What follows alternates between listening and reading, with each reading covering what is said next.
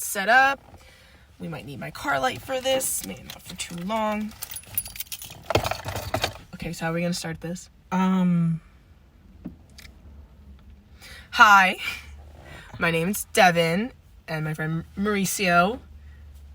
That was so shitty. We gotta. Oh, come on. That was so shitty. We gotta. Oh shit! This UPS yes, truck. get close, honey. Get close. Oh, it's a prime truck. Okay, well, I have to introduce myself. All right, but we gotta figure it out. Okay, well, I mean, you're not gonna be in every episode, so I have to introduce myself first. So what's the show? What's the show called? Media Hovel. But I need to, bitch, I have to introduce myself first because it's my show and I'm the queen. Wouldn't it be like, hey guys, welcome to Media Hovel? But this is the first. Devon. This is the first episode. So wouldn't you have to like make it dramatic? Be like, hey, welcome to our first episode. Yeah. Well, hi, my name's Devon, and this is the first ever episode of my new podcast called Media Hovel. Media Hovel. And my friend Mauricio is enjoying me for this very first episode of Media Hovel. Hello.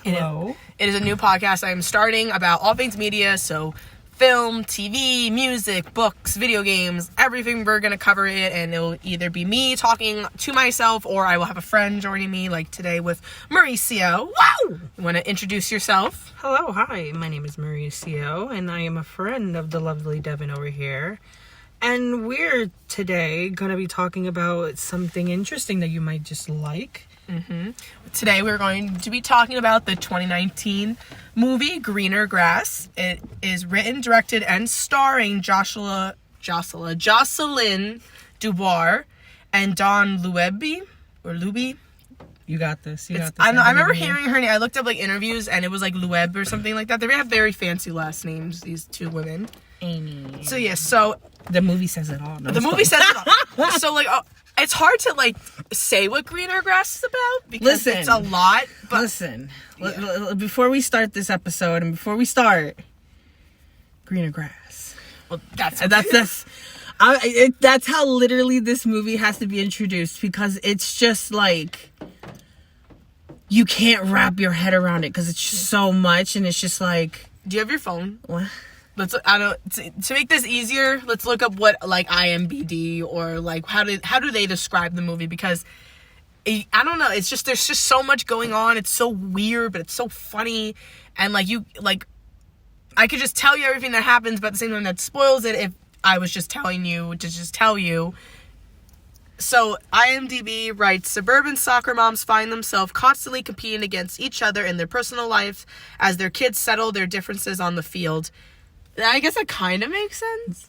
Honestly, it does. I mean, listen. That's not how I would describe it to a person if they asked me what the movie was about without, like, spoiling it. I mean, it is. I mean, it does get to the point, though, like, two soccer moms. But, like, the kids, like, I mean, their kids settle on the field. I mean, halfway through, the kids turn into a dog. Like, there's that. Like, So I guess let's hop into this. So the movie opens with Jocelyn as Jill and Dawn as Lisa, and they're watching their kids play soccer, and Julian, Jill's son, is like heavy breathing on the field while the kids play, and then he gets bumped, like just nudged, and he falls to the floor crying, and Jill's telling him to get up, so they're kind of just sitting there like, yeah, go boys, you got it. Mind you, before that part, just think about the setting as suburban, but like as like you would see like an ad for suburbia and maybe like the 80s and 90s, like how they dressed and look. So picture that setting with a very bright filter. So that's going on. Jill has a little baby named Madison, and Lisa's like, oh, I didn't even know you had a baby, even though the baby is obviously a couple months old. And Lisa just says how she thinks the baby's cute and she loves her, and Jill's like, well, do you want her? And then she just gives Lisa her baby. Yeah, that's how the movie starts. That's just a few minutes of the beginning. I'm telling you, like I said, this is something. Like, as the movie progresses, just this weird, like, fever dream, bad acid trip-esque world, like, comes to life.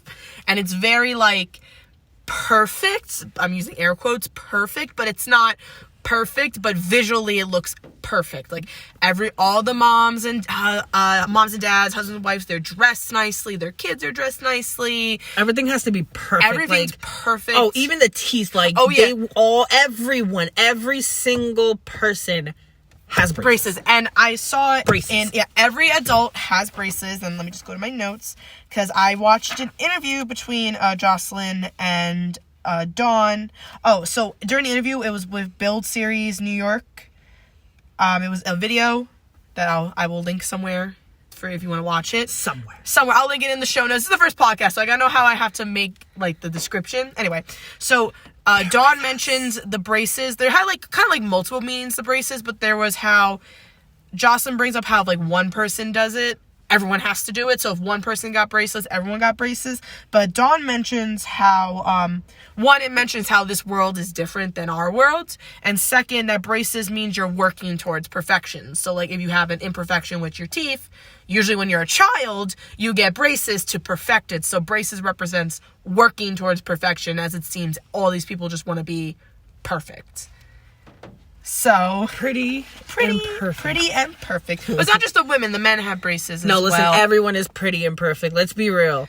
There's no handsome mans. There's no nothing. Every person is just pretty and perfect. Yeah, and like all the couples seem to match their outfits. Proper. Like Dawn and what's her husband?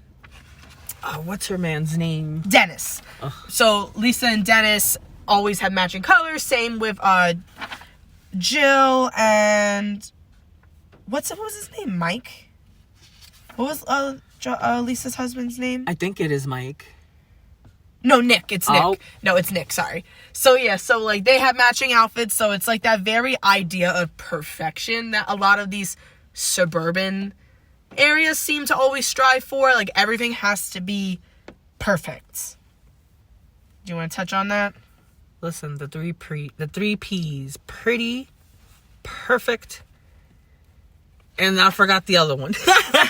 No, but it's when you watch the movie, everything is just like, again, like perfection. Everything is just proper, perfection, pretty. Everything is just like, oh my God, like it really paints like as like suburban moms as like they do everything proper. Mm-hmm. And like as like you get into the movie, you start seeing like things as in like how the moms start critiquing other moms of like, oh, your son or your daughter is doing that or doing this thing. Oh no, my child would never.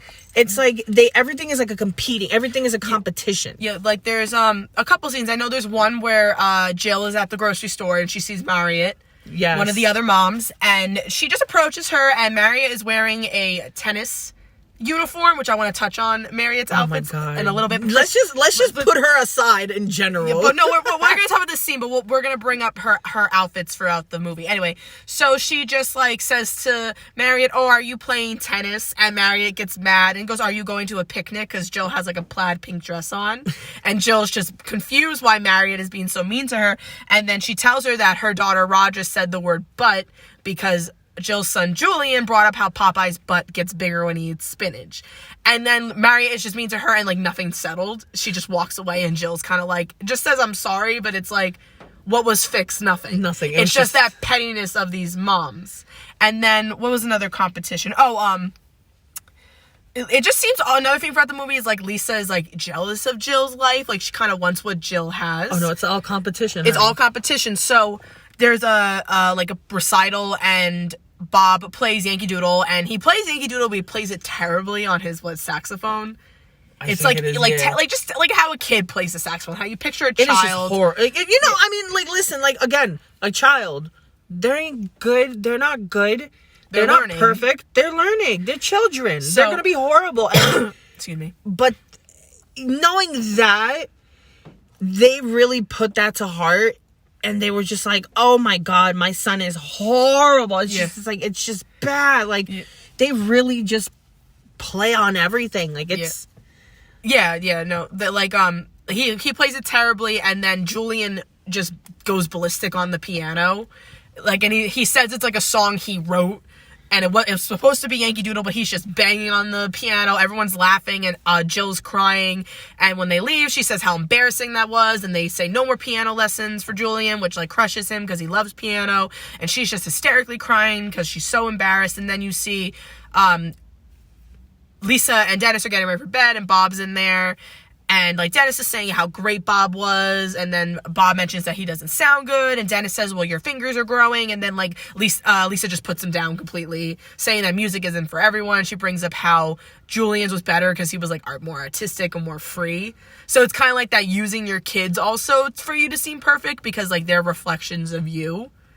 So there's, like, that on the kids, the pressure for them, the pressure on the mothers. If you add, we're talking about perfection. Oh my God. I'm also thinking about, like, can we just keep on talking about the kids? Because... yeah, we keep talking about the kids. All I'm thinking about is Twilson. Can we please bring Twilson to the light? As a kid? Wait! So, is he? So there's, like, I don't know. Let's say, quote unquote, one of the kids is named Twilson, and what happens is, like, very late into the movie, Lisa and Jill are watching the soccer game, and a ball comes up to Lisa, and she just sticks it under her shirt like a kid would, and they're like, oh my God, Lisa, you're pregnant. And then, like, there's, like... she plays it off, and then all these moms come in, and she's like, I know I'm pregnant. She's like, all of a sudden, wow, you're pregnant. So like, throughout some time in the movie, she has the soccer ball under her shirt, and then she gives birth to Twilson, and it's like Wilson, because the name of the ball is Wilson, and plus Tom Hanks. They bring up Tom Hanks in Castaway had the volleyball named Wilson. So they didn't want to name it Wilson, so they were like, oh, let's give it an homage and call it Twilson. Yeah, so they name it Twilson. So it's kind of like that idea of a soccer mom, which these women are. But Lisa becomes an actual soccer mom. Oof. So now it's like, this is when the point when, like, Lisa is kind of turning into Jill. Like, you see her outfits change, because, like, Jill's always very glamorous looking, I would say. I guess her hair's always done, her outfits are very heels, everything out is there, pristine, and then, like, Lisa's very, like, dresses, frumpy, and then slowly she starts doing her hair, dressing glamorous. So, like, around this time, this is when this is going on, and like I said, she's not very nice to Bob. So Bob is watching this show called Kids with Knives. Kids with Knives! And it's literally just kids jumping around with knives. And, like, Bob is evil now because he watched Kids with Knives. So I like how that's kind of that commentary on how a lot of these, not just mothers, like these parents in this setting usually don't blame themselves when their kids act out. It's the media, it's TV, it's video games, it's music, it's not me. So it's like, oh, Bob watched Kids with Knives, and he goes from being this little kid that loves corn to being like, he's smoking, he screams, he wishes he was aborted, he calls his parents assholes, flips them off. Like Bob just turns evil because he watched a show called Kids with Knives. And it's like, has nothing to do with how awful Lisa is as a mother. It's just, no, he watched Kids with Knives after watching Little House on the Prairie. That kid is iconic. Let's be real. I love Bob. He is iconic. Was it? There's a part where they're getting photos, and the photographer tells Bob to smile. He just flat out screams. He's like, "Don't you talk about my face!" And then just Lisa goes, "He doesn't smile anymore." And then there's Jill's son Julian, who is just a little kid.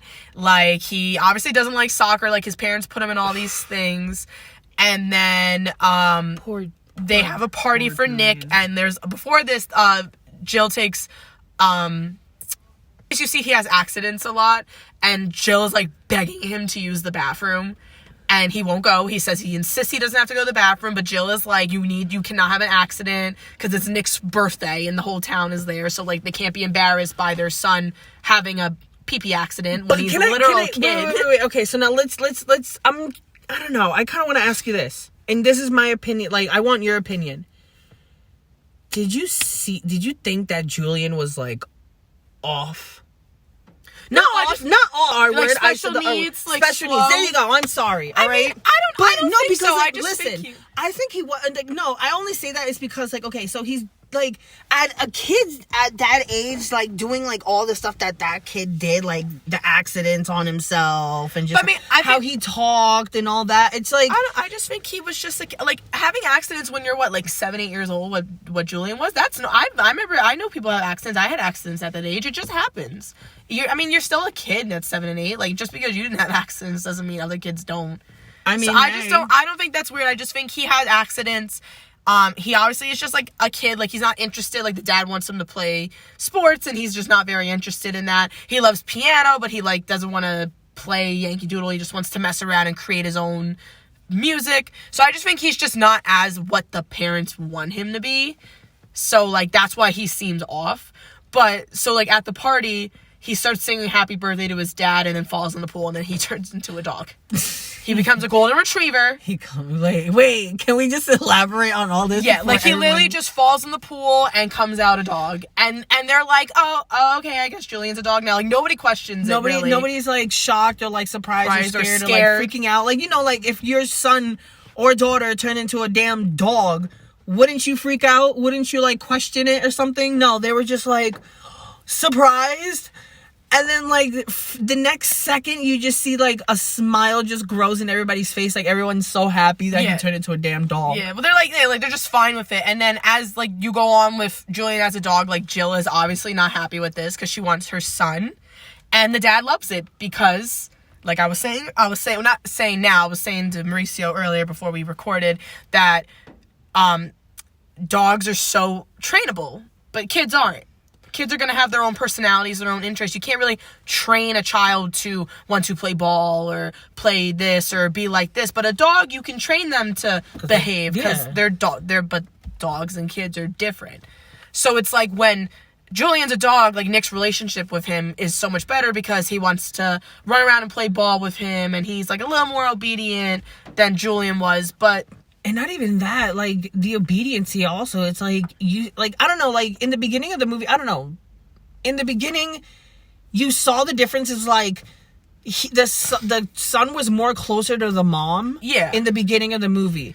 Right when he changes, you just see, like, the favorite is now, like, the dog or the son, not even like, because they don't even consider it. That's the thing. They still treat him like they bring him to school. Yes, they bring him to school. They do all these. They dress him. He sleeps in his bed. Like they're still treating him as he's still like the child, but he's a dog. And like there's a scene where him and Nick is playing ball with him, and you know, like you play ball with dogs. He catches the ball. Nick's so happy. He's like, "That's my son." But it's like, it's not really just Nick's happiest because Julian is now doing what he likes, and that's playing ball, but Julian is a dog now, and that's what dogs like to do. So it's very like, did Nick want a child or a dog the whole time? And then, as you can see, Jill wants a child. And later in the movie, like, when Julian's a dog, like, she wants Madison back, or Paige, and Lisa will not give the baby back, and it offends her. And, like, and it's just kind of like, how dare, like, Jill ask for her child back. Because, like, another thing is they always have to be nice. And starts from, they're always nice. And that stems from the beginning is, like, obviously no logical person would just give their child away because someone thinks they're cute. But, like, you have to be nice all the time. So, someone likes your baby, here, take it. So, like, but they always have to be nice. Until the moment comes that Jill wants her baby back. Yeah, and then it's not even that, like, Jill just says okay. And I know, like near the end of the movie, the second time she asks, and Lisa, like, flips out on her and says, you can't have Paige, and, like, Jill, like, screams her name is Madison and then leaves. But, like, more to that, like, there's the part where they go out to eat and the waiters bump into each other and drop all their food on the floor, and they start crying. They're like, oh, no, it's okay, we're not going to tell anybody. It's fine. They don't even ask for new food. They just all get up and eat off the floor. And act like everything's fine. Because they always have to look nice. Yeah. And that's another thing with suburban. You have to always look good in the public's eye. You can never be like, sorry, someone's like, we're in my car and someone's pulling behind us. So just, whatever, ignore that. Yeah, what was another thing I wrote? Well, you always have to be nice. I'm sorry. I wrote, hon, excuse me as I turn my light on, you're going to hear a click. I wrote another event that goes with that. Oh, there's a scene where I guess it's not even just suburbia. This is like niceness with jobs. When Lisa and the family are getting the photos taken, they want a chair, and the only chair they have is a wheelchair. Dude, so they take the woman Cheyenne out and put her on the floor.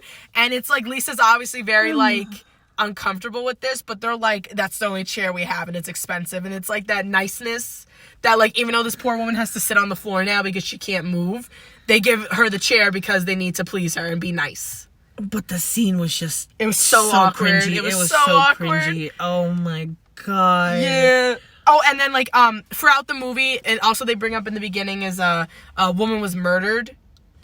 A yoga teacher was murdered. I think her name was Cheryl. And that's also another thing going on. And you find out it was this woman named Little Helen. And she's like this mess of a woman. She's not what these other women are in this movie. She's not prim, proper, pretty. She's a mess. But she wants that life. So she kind of like just takes over Jill's house. Like Jill comes home after the fight with Lisa. And she's making... dinner, but it's eggs and the food's everywhere, and she's like talking to herself, and she's like wearing Jill's clothing, and Jill's kind of like, what is going on? Why are you in my house? And Little Helen's like, this is my house, and like she's running out to leave, and like Jill's like, are you sure this isn't your house? Even though it's literally Jill's house. She's like, are you sure? And there's a part where she goes to run out, and like Helen's trying to stop her, and she's screaming, and she's like, I don't want to be rude, but are you sure this is your house? And like this woman's like a nut job, and she's like, I don't want to be rude. So it's like they always gotta be nice. Like, and it's like painful, but it's so true at the same time with these suburban families. She literally got her identity stolen, her house stolen. The freaking crazy woman takes over the house, makes a mess, cooking, imagining that she has a whole family. Jill comes home, shocked, gooped, and gagged. Wants her life back, and the crazy woman just screams. Yeah, and she just tries to be nice. And I remember, so she leaves, she basically just, like, runs out of the town, and then, like, she's in a diner, like, later in the movie, and they're talking about how earlier to that, she kind of, like, stopped at a four-way stop, and also before that, everyone's kind of like, you go, and she just won't let anyone go first. So she gets stuck at that four-way stop while she's running away from the house, and she just doesn't know what to do, and she just runs, like, not runs, she just drives through, and then everyone can't pass. And they mentioned on the newscast that she was rude at a four-way stop. And even though they're talking about how they found a murderer in their house, they're like, they saw her being rude at a four-way stop. Like, they really care about, like people being polite instead of just, like, actually... And it seems stupid, but it's true. Like, with these suburban areas, everyone has to be seen as, like, great, nice, not a bad person. Like, you can't have flaws. And the news reports how Jill was rude, even though, like, a murderer was, like, chasing her. No. They have to be, like, superior. Superior. They want to be superior. Yeah. Do you want to talk about the different moms now, like, how they interact? So, like, other than Jill and Leslie, Kim Ann, Marriott, like, those moms? Kim Ann. I love Kim Ann. I shouldn't love Kim Ann, but I love her. Dude, can we just, like, put the spotlight on the scene where the daddy's literally trying to take away the twin, and you just see him jet with one. Yeah, and she's the other one's like, put him down. She's like, put him down. No. So, like, Kim Ann's getting a divorce, and Jill comes over to apologize, but she's like, oh, we're watching, I made lemonade. And they're watching, and she wants, like, everyone to know she's getting a divorce. Like, she's like, you should tell people, no one's talking about it. And then the ex-husband goes to take the kid. And he's like, Dad, what about me? And he's like, there's no time for you. That's the scene Mauricio was talking about. And then, like, she just wants everyone to know. She reminds Jill that her one son was born blue. Like, she wants everyone to know her business. And there's just, I mean, like, we have Facebook, you know, those Facebook moms, they put all their business on Facebook. But this is, like, Facebook in live, real life. Yeah, because there's no social media in the movie. They don't really say when it's supposed to take place, even though it's, like, this weird world. But there's no social media. But, like, there's also later when her two twins are in school, and they tell the teacher the parents are getting divorced, and they're like, our mom said she wants everyone to know.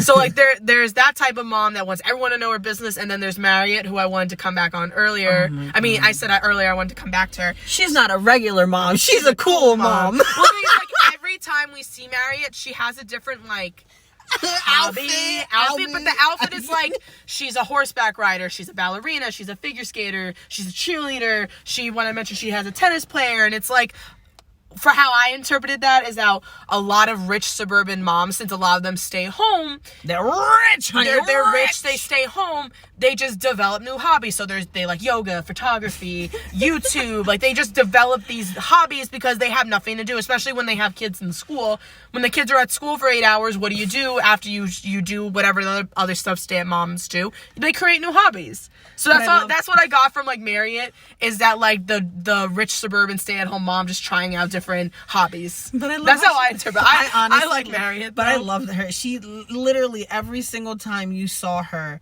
new outfit, new everything. Outfit. It was like new woman, new outfit, new time, new person. Yes. Yeah, like there's so many, like I feel like in that interview with the Build series, they literally said like what they like when they asked them what things mean, they tell them, but Jocelyn and Dawn said they like when hearing people's interpretations. Like they enjoy like even though maybe they wrote that for one reason, like they enjoy hearing other people's interpretations of what maybe this meant. But I don't know. The movie was goof. That's what's my meaning. That's my meaning. So what else haven't we touched on? There's so like I said. Okay, wait. So one thing I'm gonna tell you. Wait, can we just put out there flat out? What? So, and even I don't know. And this was me, and this is my thoughts. I literally, for a minute, I thought the whole thing was like a set. Everything was props and everything was fake. Bitch, it is all real. Yeah.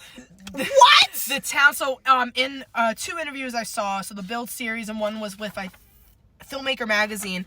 They didn't know this when they wrote the film, but when they were like researching, I guess, locations, there is a city or town in Georgia called Peachtree City, and it is all paved with golf carts. They said there's a grocery store, a school with areas you could park your golf carts.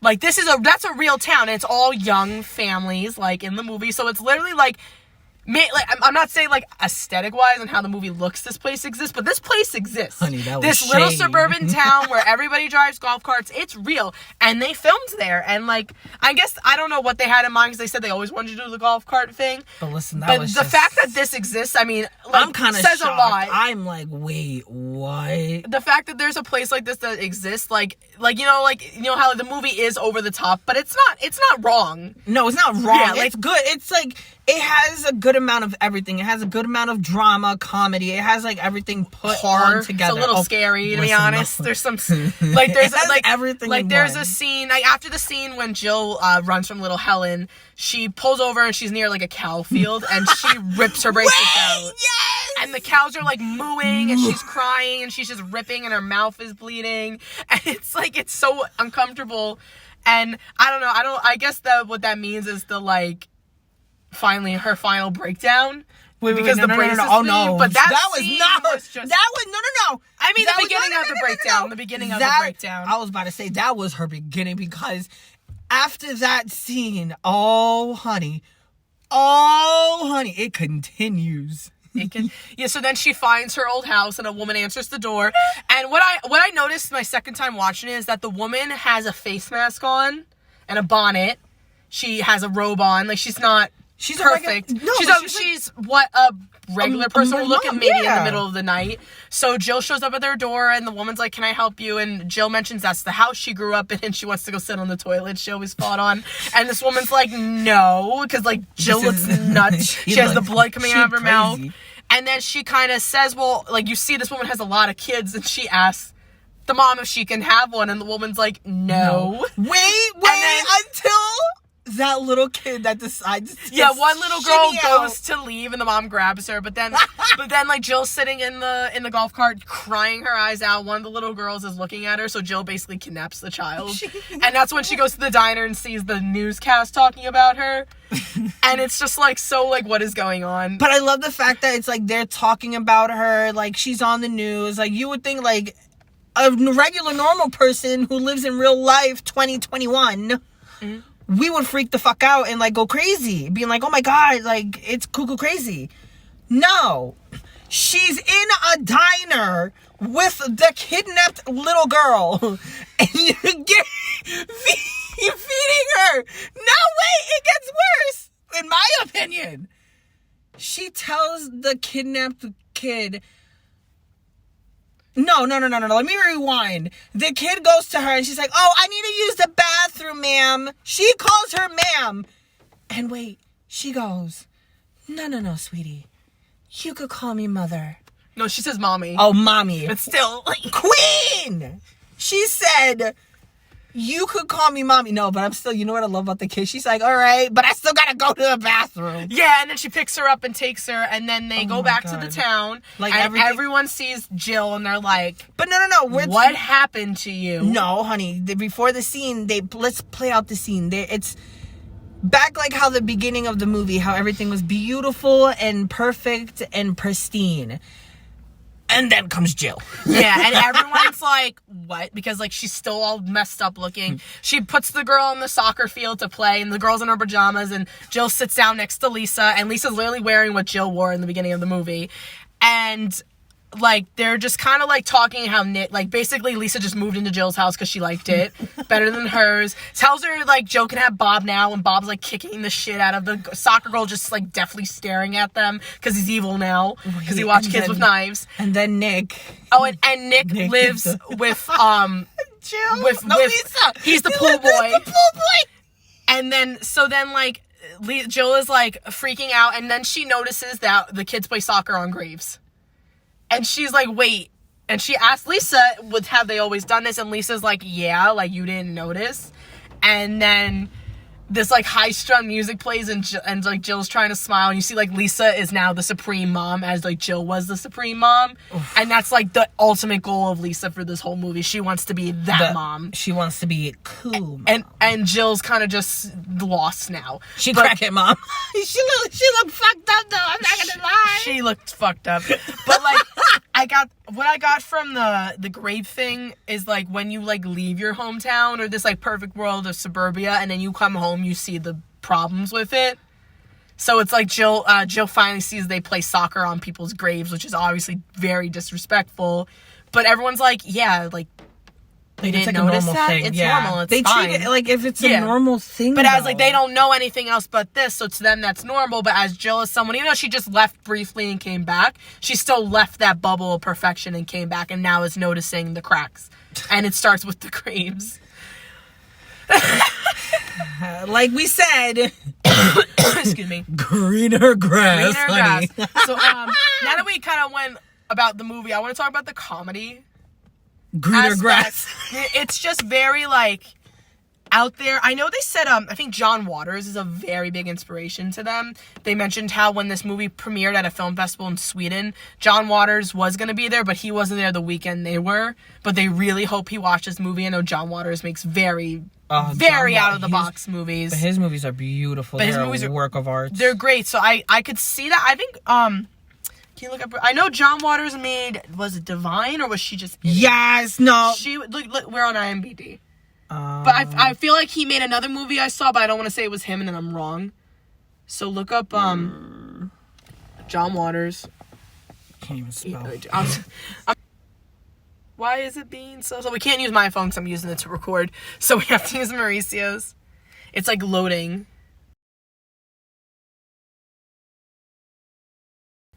That's not him. Oh, I spelled his name wrong. Oopsies.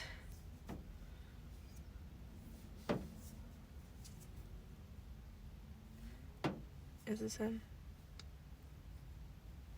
Actually, you know what? I wrote his name down. That's not good. My lights aren't turning on. Okay. I have it written down. I'm so... Oh, no, I'm not sorry, John Waters. David Lynch. I don't know why I got those names confused. But yes, David Lynch made... Oh, he made Twin Peaks. So the creator of Twin Peaks... let's see. I think it was that Divine movie.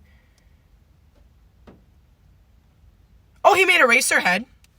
Why is it Tom here? He wrote Eraserhead. Shit. Eraserhead is a very it's not funny, but it's really weird. Good. It is good. You're not gonna laugh. I'm gonna tell you that. It ain't no greener grass. No, it is it's just something. Something. So wait, who made... I know, I wrote David Lynch, but they mentioned the person who made that Divine movie. Movie with Divine. I don't remember the name of it. Oh, I need the light. unless I'm thinking of something else. I'm sorry. I'm not sure. I think I'm just confused. I think I'm thinking of somebody else. Divine. Yeah, John Waters. I was right. Why didn't that come up? IMDb sucks because that movie did not come up when I looked it up. So I know they mentioned John Waters, but like we just said about David Lynch. Anyway, so I've only seen I've seen some of Twin Peaks, and Twin Peaks isn't really, in my opinion, funny. I know the detective's a little out there, but Eraserhead wasn't funny at all. That movie was disturbing. That was but I could see like the disturbance in Greener Grass as like Eraserhead had that disturbance. You could see with it. The music and that, but the comedy is just something else in this movie. Like if there's any specific part you want to talk about, because I got a lot that I found I was just like hysterical when these parts came up. Listen, I don't want to mention one you might want to mention. Is there any one you want to talk about? Everything. Well, there's like one. Well, there's one when Jill goes to see Kim Ann, and she makes a taco dip, and Kim Ann goes 7 layer, and Jill goes 5, and she's like, "Oh, well, put it on the floor." And Jill just puts it on the floor. There was a scene you talked about earlier. No, when I got a better one. And she's like down. I got a better one. Mm-hmm. What? Which one was it? Lisa? No, Jill. Jill was gonna go visit Kim. No, wasn't her? No, was it? Kim Ann's the one that's getting divorced. So Lisa's gonna go visit. No, Kim is. Wow. Jill is gonna go visit Kim Ann, and the first thing she comes after her is, "Oh, why did you give the baby to Lisa, not to me?" Oh yeah, like you've seen that Kim Ann's just upset Jill gave her baby away, like it was nothing, but then she's like, "Why didn't you give her to me?" And then there was the part where when Jill's arguing with Julian to use the bathroom, and he's wearing the grandpa's purple heart. And mind you, they're having a Hawaiian themed party for Nick because it's like his 40th birthday. And Jill says, "Oh, well, I have to take your purple heart. You can't wear it." And he's like, "It's Hawaiian." And Jill goes, "Your grandfather did not lose his leg in Oahu for you to pee at the party," like something like that. And like, it's like so bad. Oh, and then there's the one part where like right after Julian turns into a dog, Jill asks Lisa for the baby back. And Jill goes, "Well, I don't want to be an Indian giver." And Lisa goes, "Oh, like, Jill, you can't say that." And she goes, "Oh, I'm sorry. I don't want to be a Native American giver." And it's... The properness was and it's like, it's not even like the fact that she said Indian and not Native American. It's just that term is like racist. And then the fact that they pointed it out, and they're like, "Oh, no, honey, you can't say that." But she meant just saying Indian and not Native American, even though just that term is like bad.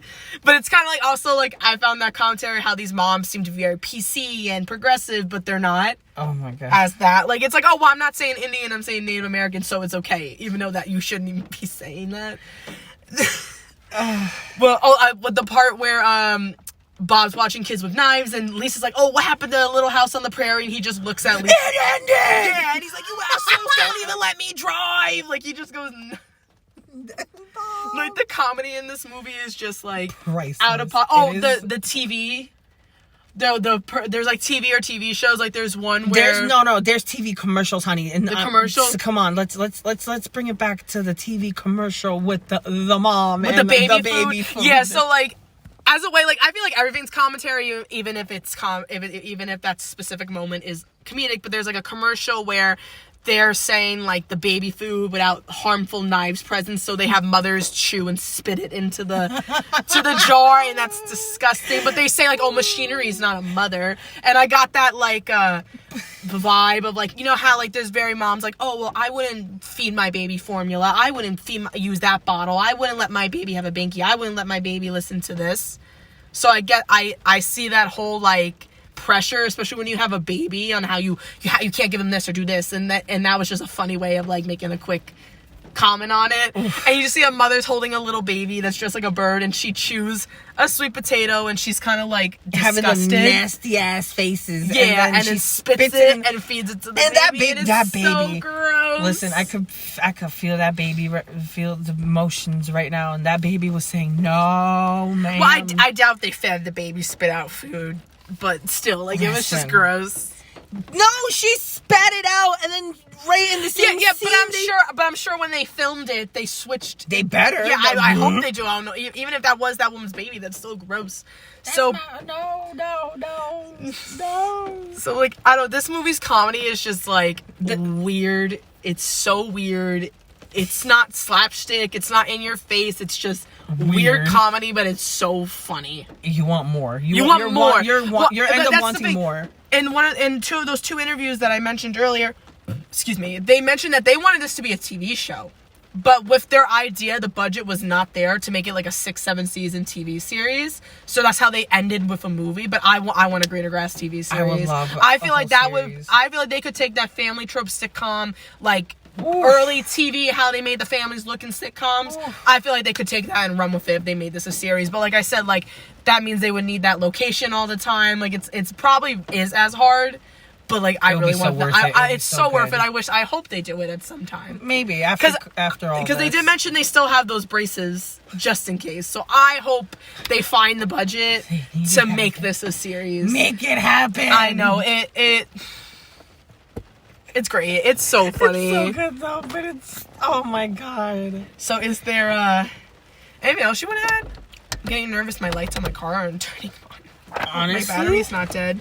Honestly, it's good. I love the movie, and I do recommend it to other people to watch it. Yeah, but just know that you're gonna be disturbed. You're gonna be disturbed, completely laughing, uncomfortable. Your emotions confused. are gonna be going through everything. When I showed this to a friend, she said, "I feel like I'm getting high right now watching this movie." It's something. Currently, as we're recording this, it's on Hulu, and I know you can rent it on Prime. So bitch, go watch it. Go watch it. What are we gonna rate this? So you want to do letter grade? I mean, obviously, it's gonna be top grade for me because I loved it. So A+? Yeah, A+. I'm not gonna give it A+, though. I'm gonna give it an A. Because I feel like there's some things I like. I'm not saying some things I didn't like, but I feel like questionable. Like, I guess, like, the shock factor. But I feel like there is things they could expand it on in that movie, and they didn't. I know they were short for time because it's just a movie, but I feel like they could have done more. Yes, that is true. They could have done more. All right, fine. I take my. No, you can give it an A+. Don't give it an A because I mean, it's still great. Like, there's just like little things that I feel about the movie, but in general, it's great. So I'm giving it an A. I mean, don't get me wrong. As what they're hitting for, like their topic, I give it an A+ because they really hit that margin. Like, it tells a story, but in the most awkwardest, weirdest way. At the same time, they add horror, comedy, like weird sci-fi stuff in it as well. It has like every element of like every type of genre. In a sense, all in one, but it's so funny. Yeah, it has that. I can see the sci-fi. It literally seems like they're all like when I first watched this movie, like Mauricio didn't tell me much about it because Mauricio showed me the movie. Mauricio gave me a vibe, but I thought like how the movie was gonna end was that these were really aliens pretending to be human. Like, that's how I as watching the movie literally thought like maybe these are aliens and they come to Earth and they just watched old TV shows on what families are like and they're trying to adjust to be human. Like, literally, like, that's what I was expecting until, like, the movie progressed more. And I'm like, no, I don't think they're aliens. But in the beginning, I literally thought they were aliens for a good amount of time. I do recommend it to people to watch it. So watch it. On Hulu, grade A from me. A+. For Mauricio. I'm still keeping it. I hope you enjoyed this first episode of Media Hovel. We hope to be back. We want to do Soma, which is a horror thriller video game. We just need Tom to be here, but he's being whatever about it. An ass. He was supposed to be here tonight, but he's an ass. He's an asshole. We'll get him to do it. So hopefully next week we're back with Soma. If not, we'll be back with something else. We'll let you know. We'll keep you posted. Keep you posted. So do you want to sign off again this time? Why, you like my sign off? Yeah, even though you're not going to be here every time to do it, why not do it? Yeah. Sign off, Mauricio. Yeah. Well, everybody, goodbye.